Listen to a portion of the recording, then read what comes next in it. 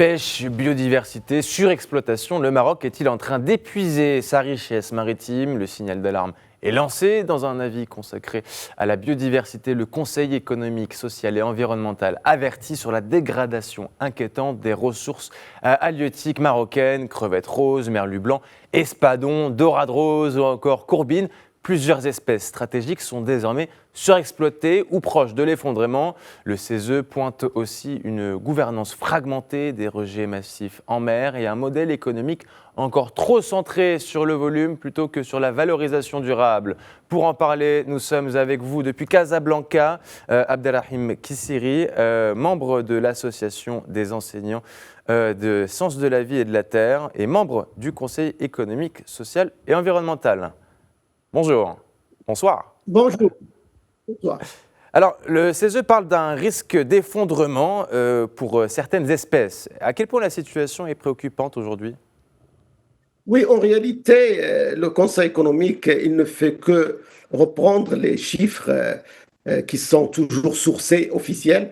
Donc, c'est vrai que la pêche au Maroc, elle est très importante puisqu'elle contribue 2% du PIB national et une production de 1,42 millions de tonnes en 2024, 16 milliards de dirhams d'exportation dépassant les 28 milliards avant. Et donc, le Maroc, aujourd'hui, le premier producteur halieutique en Afrique et l'un des principaux exploiteurs mondiaux de produits de la mer. Mais cette richesse reste, comme vous l'avez dit, fortement menacée. D'abord, il y a les changements climatiques parce qu'on est sur la mer méditerranéenne qui connaît une augmentation de température de plus de 20%, 20% supérieure à la moyenne mondiale de température. Et donc, ça impacte directement aussi au niveau de l'Atlantique et il y a des déplacements. Mais le grand problème, vous l'avez bien dit, il y a de vrais problèmes de surpêche, de pêche illicite.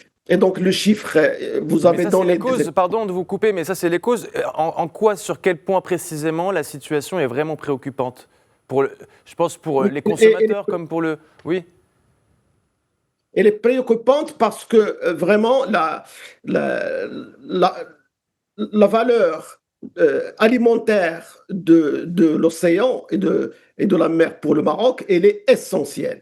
Parce que tout simplement, les 2 tiers de la superficie marocaine, elle est marine. Et donc, l'avenir et l'actuel, mais surtout l'avenir du Maroc, c'est dans la mer. Et donc, il faut absolument préserver ces richesses parce que, par exemple, le sardine, qui a connu une chute tout le monde le sait, les prix ont augmenté, il y a une chute de jusqu'à 49%, ça n'a jamais été enregistré auparavant. Donc, il y a de vraies menaces sur les stocks des espèces qui sont les plus menacées. Et alors justement, les stocks, on en parle. Vous parliez justement des conséquences.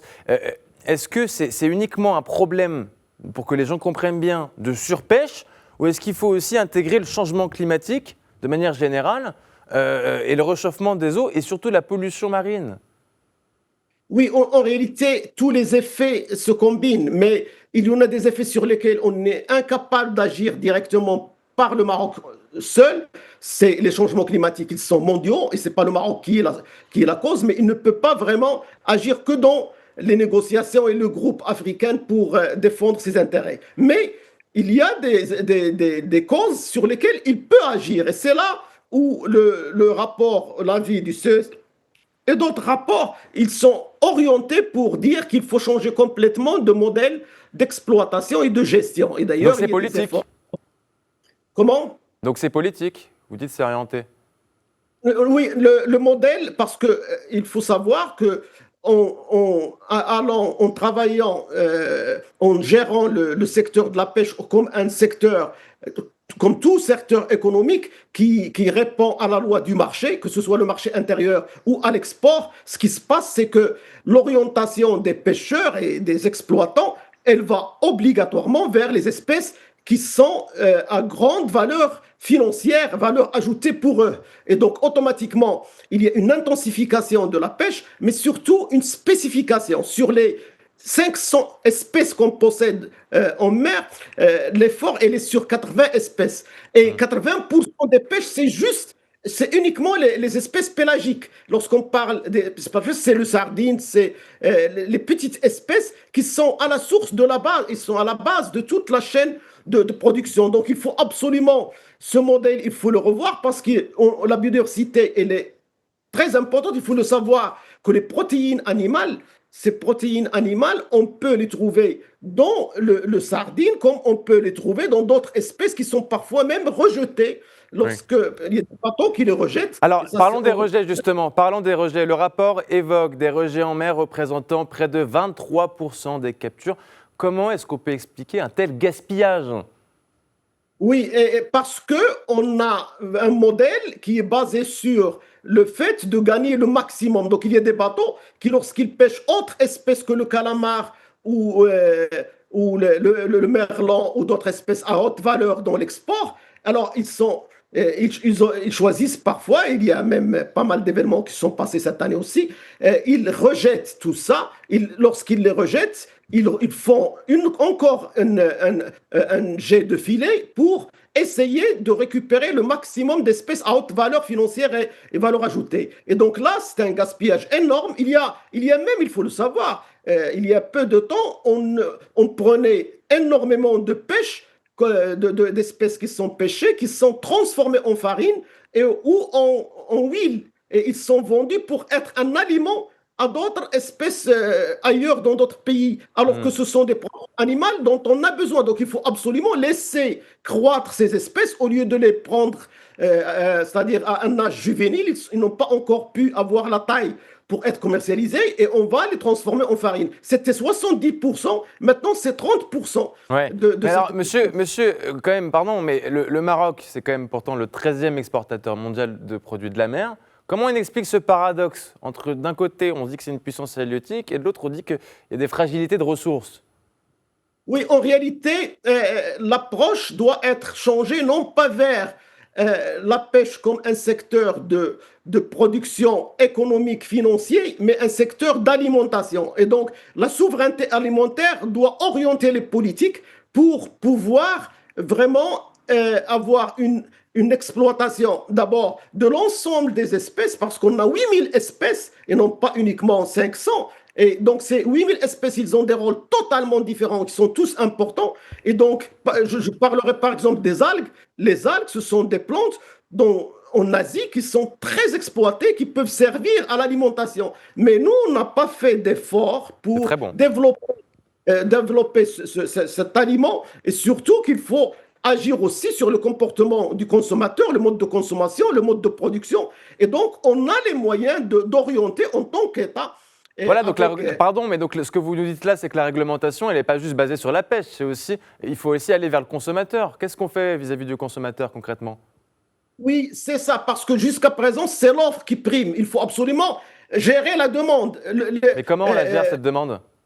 Non, la demande, il faut la gérer en agissant, en orientant les choix de consommation grâce à, bien sûr, l'éducation nutritionnelle, grâce à des actions par les médias, par le type de restauration qu'on favorise, qu'on développe. Et on le voit, les pays asiatiques, on vient d'introduire au Maroc le sushi, alors que le sushi, personne n'en mangeait, ne connaissait. C'est vrai? Maintenant, partout, on trouve dans les fêtes, alors que normalement, nous, on a besoin de manger ce qu'on produit et ne Ouais. pas de vendre des choses qui sont à grande valeur, laisser les autres, soit sous forme de matière à consommation, soit Ouais. ne pas les consommer. Vous C'est savez, ça ce qui alors fait. je le confesse, monsieur, j'ai mangé des sushis il y a 2 jours. Tiens, regarde, peut-être une petite piste que le CESE nous a. Le CESE critique un modèle basé sur le volume, hein, plutôt que la transformation alimentaire. Est-ce que c'est le cœur du problème, selon vous?